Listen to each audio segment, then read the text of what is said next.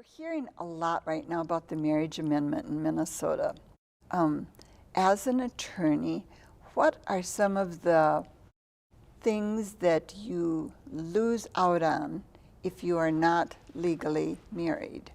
I think we know some of them, but you know, people are really thinking hard about this right now. Right. There's so many examples, Mary, of where rights are not there for same-sex couples.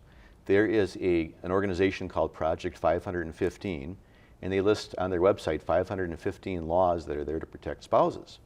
So if you go on their website, you can see 515 of the laws that are there to protect me as a spouse.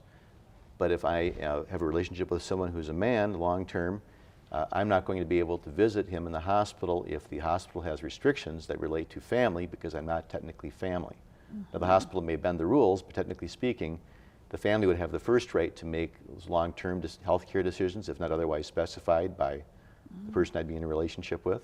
So if the person was in a car accident and didn't have a living will, and you were the significant other, but not married, your voice wouldn't really be heard, right? Right, and we've heard some of those cases in the media where there was a person wanting and needing to make that decision. What's very interesting is that a probate judge in Minnesota recently determined that in a probate case, he would honor the marriage of a same-sex couple from a different state. In other words, consider that marriage valid in Minnesota's, for Minnesota's laws, for the purpose of Minnesota's laws. And then in that probate case, the inheritance was allowed to be had by the significant other, even though they weren't married in Minnesota.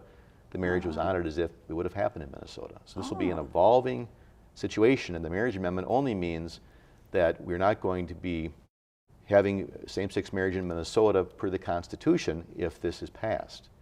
Now, in 30 other states, they've passed this constitutional amendment. So odds are it could be passed here, but there's a strong effort opposing that at this time.